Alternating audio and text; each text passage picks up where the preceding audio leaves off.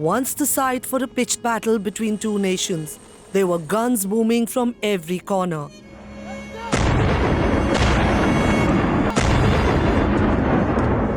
But today, the high mountain towns of Kargil and Dras, flanked by the mighty Himalayas on all sides, are full of life.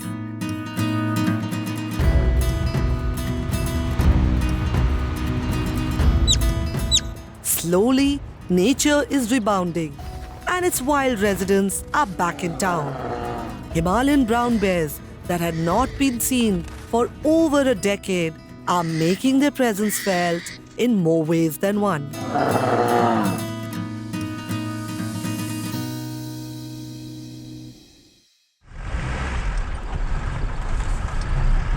A local resident turned wildlife biologist, Niaz Khan, was hooked to the species since his first sighting, not in Kargil but in Himachal Pradesh. He decided to come back to his hometown to study the brown bears in quite literally his backyard. The bears are found in Jammu and Kashmir, Ladakh, Himachal Pradesh, Uttarakhand, and some parts of Sikkim. Here in Kargil, their population is quite fragmented. This is the last. I join Niaz on one of his expeditions. I'm going to need all the help I can possibly get to track down these shy animals. It's going to be like finding a needle in a haystack. We search for them in a number of spots. Their brown color makes them the perfect camouflage. Even with an experienced team backing me, it's not easy to find them in this habitat. No luck so far. Yeah, we got it. Really? Yeah, I think it's Okay. quite big.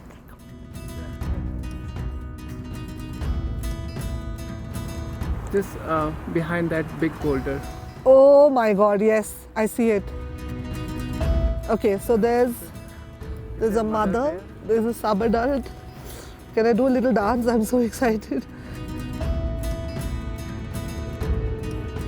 Oh, wow. We watch the mother graze on her breakfast while the cubs gambol about in the morning sun. It's an emotional moment to have seen the Himalayan brown bears for the first time. This is so exciting. So for me, this is my first sighting. I have tears. I can now understand why kids like teddy bears. They're adorable. We've just seen them. There's a mother and there's two small cubs. I am told this is post-hibernation period, a time of active feeding for the mama bear to make up for the body mass lost while she was sleeping. While she's focused on feeding, her cubs amble around her playfully. It's not just high mountain tops. Often the bears come down to the Dras River and we find evidence of their visit. So when you have an animal as shy and elusive as the brown bear, it's often other things you need to look for in the forest, such as what we've just found is bear poo. And while for us it's poo, for a biologist, it's sheer delight to come across this because it's virtually an encyclopedia of information, right, Niaz? Scat. Yes. It's full of something that is very vegetative. Firstly, I would like you to smell it because it's smell bear poo? Yeah, All it right. really Let's go for smells it. because it's from the springtime. It smells of henna. Most of the just medicinal plants that Yes. they eat in the wild. Okay. So that's why this has a mixture of smells that make the smell like henna or something, which So I can bear poo relate that with. smells like henna. That's my lesson for the day. There are seeds which disperse in the wild and they germinate into huge shrubs. And on that, many birds and Yes. hunglets and our livestock as well, they forage on these plants.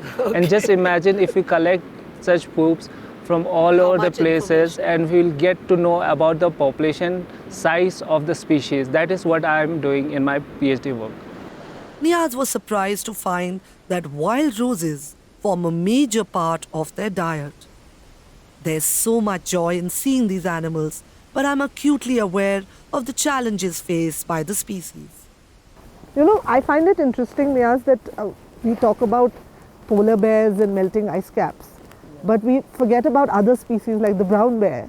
I'm sure there are some climate change impacts on the brown bear as well. There are two factors which are responsible for hibernation. One is scarcity of resource and second is harsh climatic conditions. These animals are getting adapted to, less snow, so their hibernation period gets reduced. So it might directly affect the, conflict and the population of this species in this area. Niyaz has observed scanty snow due to climate change, which has led to the shortage in the period of hibernation.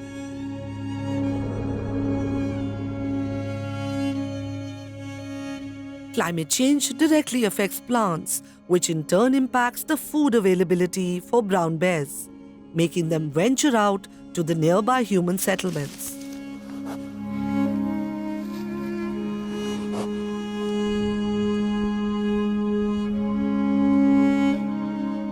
The bears have brought me joy as a visitor, but for the people who live here, they are a source of fear.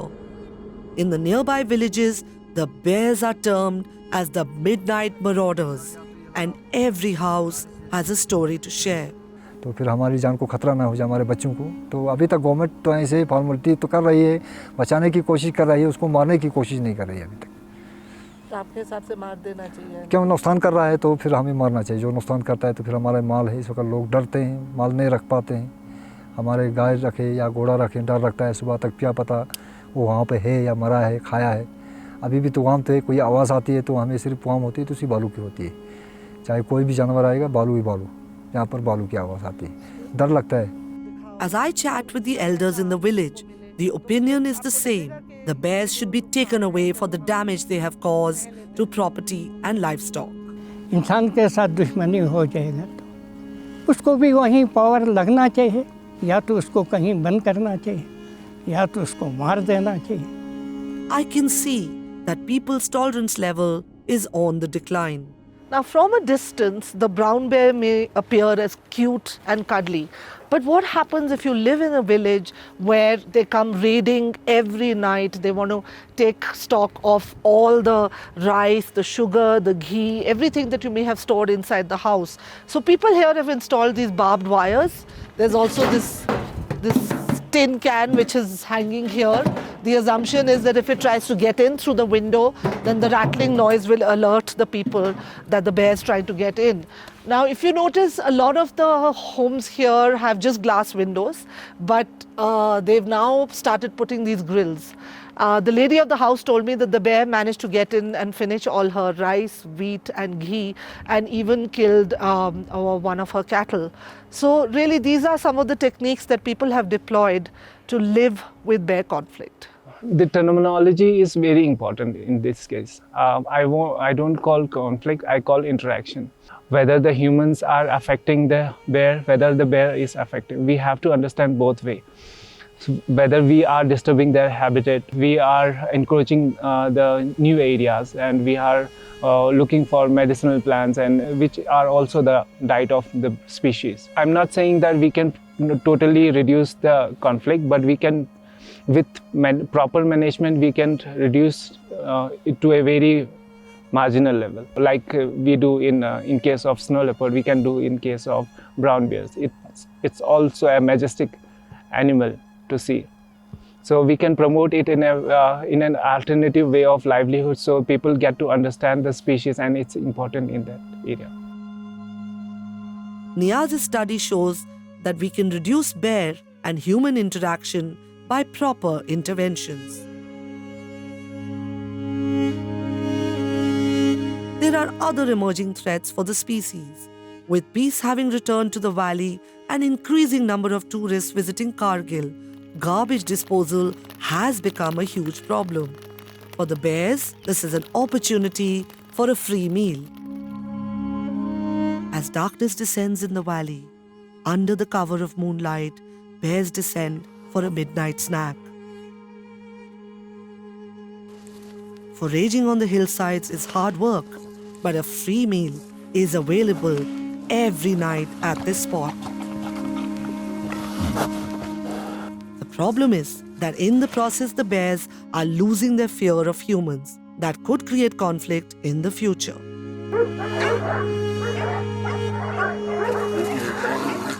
The presence of garbage has also led to an increase in free-ranging dogs that in turn attack or bite the bears. The towns of Kargil and Dras are poised for many rapid changes. The future of the brown bears may seem threatened in this fast-changing landscape. बालू के बारे में सीखने आए हैं। To infuse hope in his work, Niaz takes a break from research and ventures into a nearby school. By sensitizing them to the needs of the bears, Niaz hopes that the children will develop a sense of pride.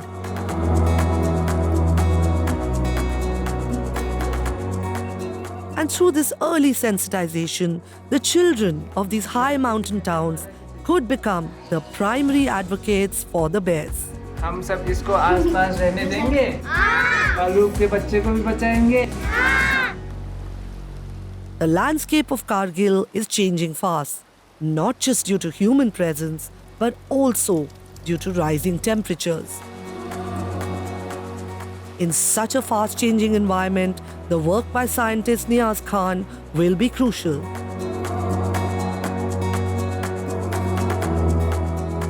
I leave the high mountains with a prayer that peace embraces this stunning landscape.